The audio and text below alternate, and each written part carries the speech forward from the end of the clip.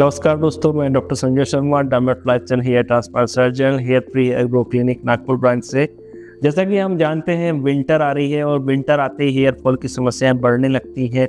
बहुत सारे लोग हमारे पास ऐसे भी पेशेंट्स होते हैं जो अपने इतने सारे हेयर्स रख के लाते हैं दिखाने के लिए कि देखिए इतने हेयर फॉल हो रहे हैं। एक दिन में कॉम्ब लेके आते हैं, उसमें हेयर दिखाते हैं। तो ये बात को दोस्तों यहाँ समझना बहुत ज़रूरी है कि जो भी बाल हमारे सिर पे आया है वो कोई मतलब जिंदगी भर तक या 75 ईयर तक, 80 ईयर तक, जब तक भी आप जीने वाले हो, वो एक बाल आपके सिर पे रहने नहीं वाला है। ये ओबियसली बात है।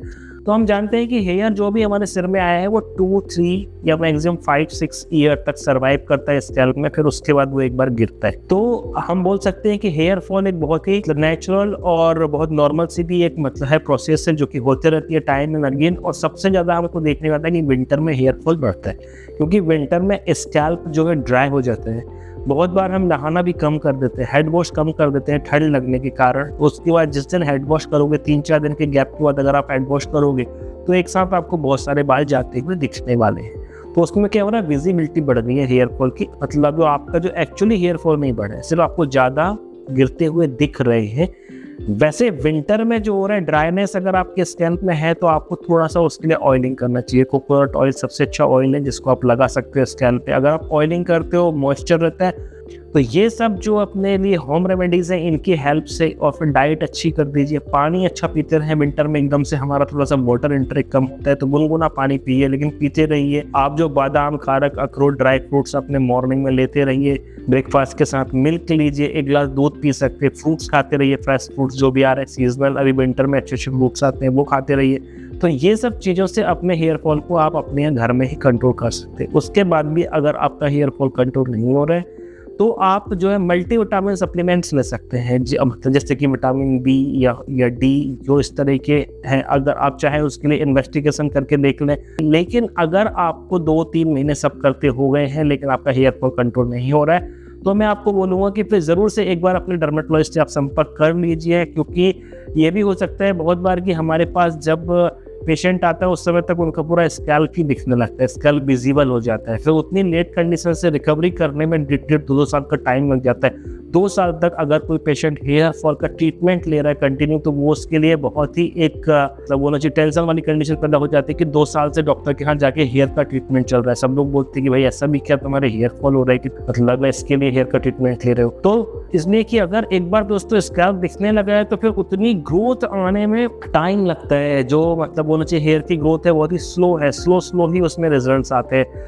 तो दोस्तों अगर आपका हेयर फॉल है तो इसको आप जो इग्नोर मत करिए, क्योंकि ये कोई अंदर की बीमारियों का भी इंडिकेशन हो सकता है कि आपको हो सकता है डायबिटीज हो रहा हो, थायराइड हो रहा हो, जो अंदर आपको पता नहीं है, सिम्टम्स अभी अच्छे से आए नहीं है और आप उसको चलने दे रहे हैं ऐसे ही। तो अगर आप डॉक्टर के पास जाएंगे तो हो सकता है डॉक्टर बहुत सारे टेस्ट करा के और ये पता करेगा कि आखिर हेयर फॉल क्यों हो रहा है, और उसके अकॉर्डिंगली वो मेडिसिन देंगे। तो सिर्फ आपका हेयर फॉल ही नहीं रुकेगा बल्कि आपके बॉडी की जनरल फिटनेस भी बहुत अच्छी हो जाएगी। तो अगर दोस्तों इस तरह की कोई भी कंडीशन से आप गुजर रहे हैं तो एक बार हमारे व्हाट्सएप नंबर पे हमसे आप कम्युनिकेट करिए।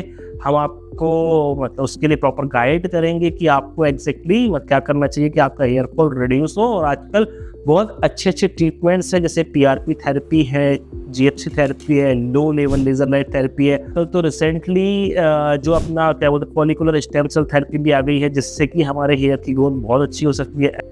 अगर आप हेयर ट्रांसप्लांट कर रहे हैं तो बताने वाला हूँ कि कौन कौन सी ऐसी चीज़ें हैं जिनसे कि हम बहुत ही नेचुरल लुकिंग रिजल्ट दे रहे हैं। अगर आप हेयर ट्रांसप्लांट कर रहे हैं तो आपके लिए सबसे इम्पोर्टेंट चीज़ वो है कि नेचुरल लुकिंग ही हेयर ट्रांसप्लांट होना चाहिए, जो मैं हमेशा अपने वीडियोज़ में बोलता हूँ। बहुत सारे रिजल्ट हम आपको अपने दिखाते रहते हैं जिसमें बहुत बार जज करना ही पॉसिबल नहीं है कि ये जो है पर्टिकुलर व्यक्ति का हेयर ट्रांसप्लांट किया गया था या फिर ट्रीटमेंट से बाल उगाए गए हैं, क्योंकि जो हेयर लाइन है उसको हम इतने नेचुरल बना रहे हैं। कैसे ये सब चीज़ें संभव हो पाती हैं डिटेल में डिस्कस करते हैं, ताकि आप अगर अपना डिसीजन ले रहे हैं तो आपको समझ में आना चाहिए। दोस्तों अगर मैं बात करूं हेयर ट्रांसप्लांट की एज अ मतलब कि सर्जरी, तो बहुत सारे लोगों को डाउट होता है कि हेयर ट्रांसप्लांट से कहीं कुछ प्रॉब्लम तो नहीं है, कहीं कैंसर हो सकता है या कोई आगे चल के प्रॉब्लम हो सकती है। तो दोस्तों ऐसा कुछ भी नहीं होता है। एज अ मतलब सर्जरी बोलूँ तो ये बहुत ही स्मॉल सर्जरी होती है। इसमें आपके बैक ऑफ द स्कैल्प से यानी स्किन से ही जो जड़ है, रूट है, उसको निकालते हैं और उसको बालों की जड़ों को यहाँ फ्रंट में हम लगा देते हैं। तो सर्जिकली ये टेक्निक वाइज बहुत ज़्यादा मतलब बड़ी सर्जरी नहीं है। यही कारण है कि जगह जगह जो हम बोलते हैं झोला छाप क्लिनिक वो आ गए हैं हेयर ट्रांसप्लांट के लिए, जो कि और कम पैसे का लालच देके और बुलाते हैं पेशेंट्स को कि आप उनके यहाँ सर्जरी कराइए। लेकिन इम्पोर्टेंट ये नहीं है कि सर्जरी कर दी गई, इम्पोर्टेंट ये है कि सर्जरी इस तरीके से करी जाए कि आपका रिजल्ट जो है वो बहुत ही हाई डेंसिटी और नेचुरल लुकिंग रिजल्ट आना चाहिए। तो ये जो चीज़ है इसके लिए डिपेंड करता है पर्सन का हैंड, यानी सर्जन का हैंड, कि वो किस तरीके से स्लिट्स बना रहा है, कितने पास स्लिट बना रहा है, स्लिट के एंगल क्या रखे जा रहे हैं, ताकि आपको डेंसिटी भी अच्छी मिले और नेचुरल लुकिंग हेयर लाइन लगे। तो अगर मैं बताऊंगा कि सबसे इम्पोर्टेंट कोई चीज़ है, अगर हेयर ट्रांसप्लांट में सबसे इम्पोर्टेंट स्टेप है तो वो है स्लिट मेकिंग।